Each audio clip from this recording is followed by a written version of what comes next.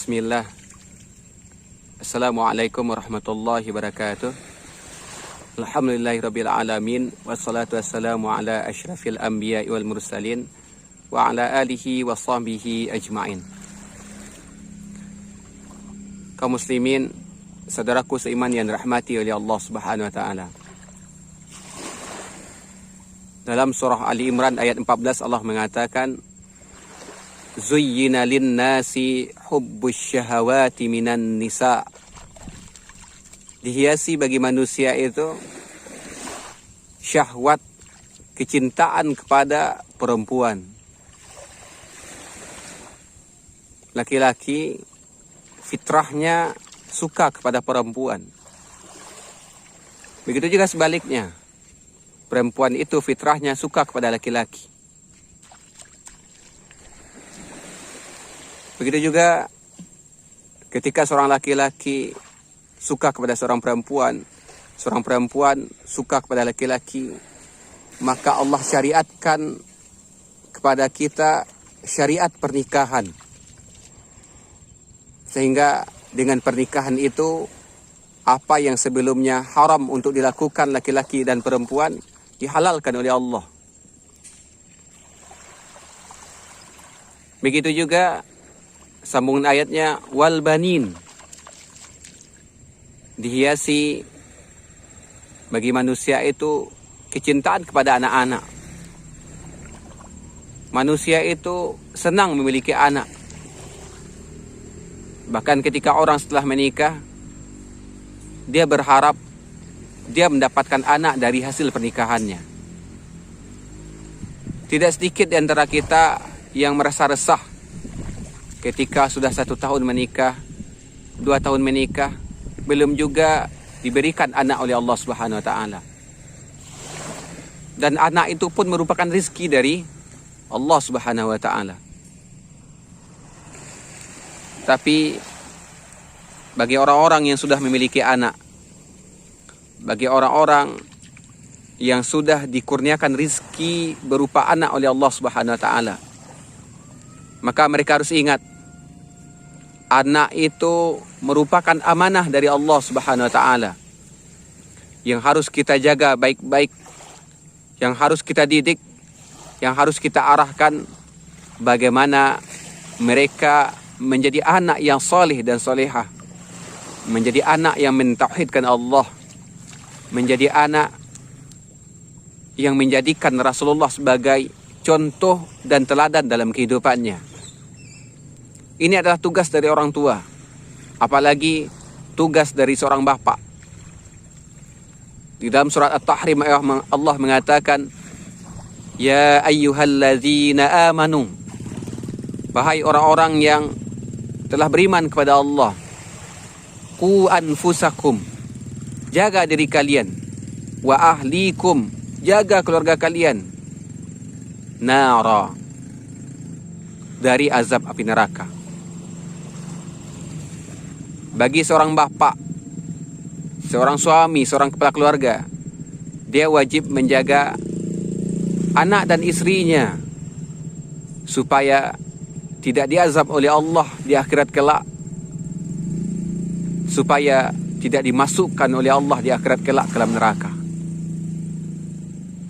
Kita harus ingat, seorang suami itu berkewajiban mendidik anak dan istrinya.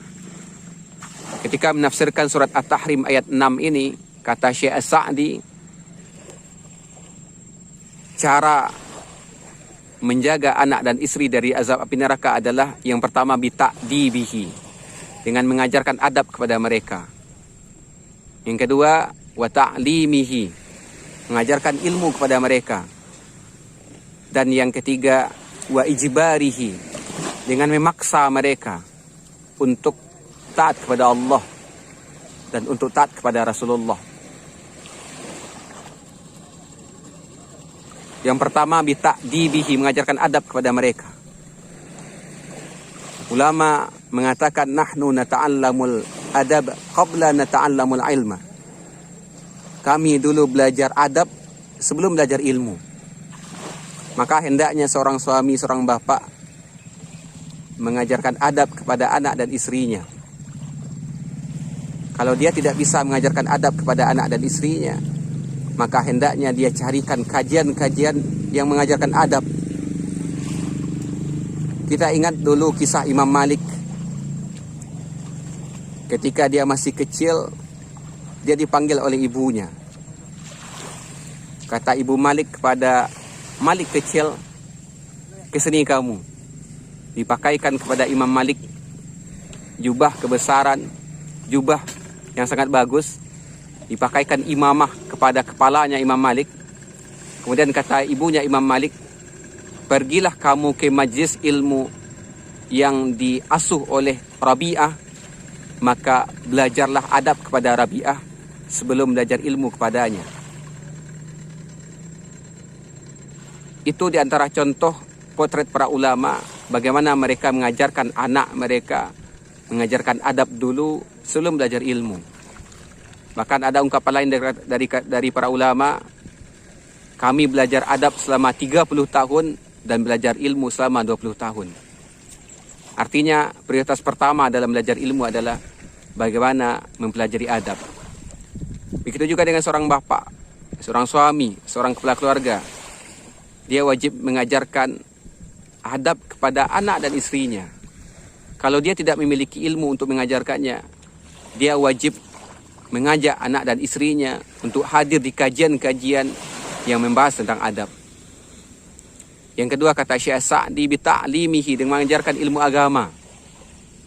Hendaknya seorang suami, seorang bapak mengajarkan anaknya, mengajarkan istrinya ilmu agama yang benar.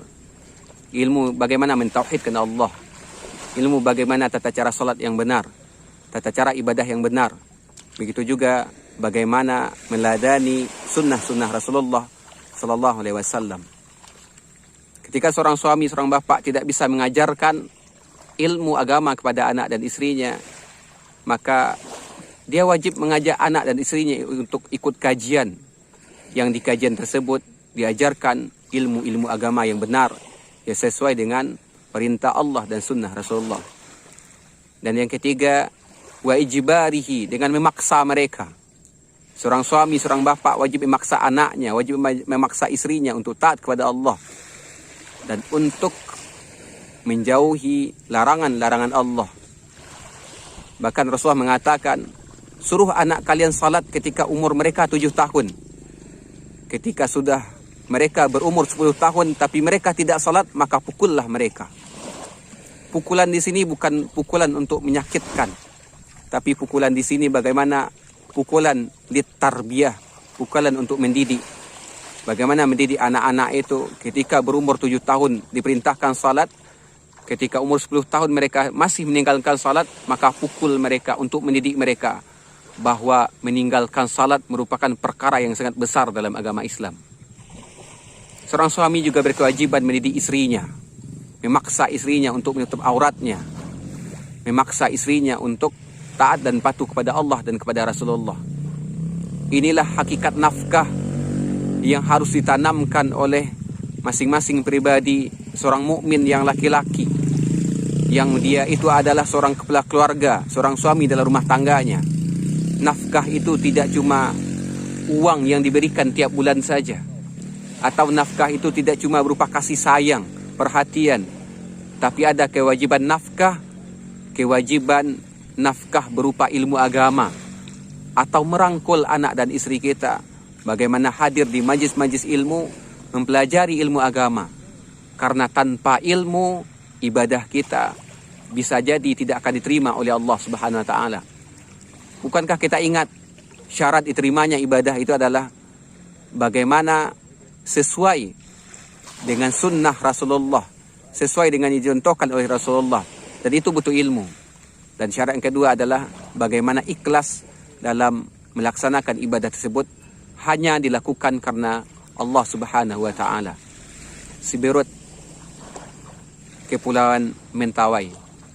Assalamualaikum warahmatullahi wabarakatuh.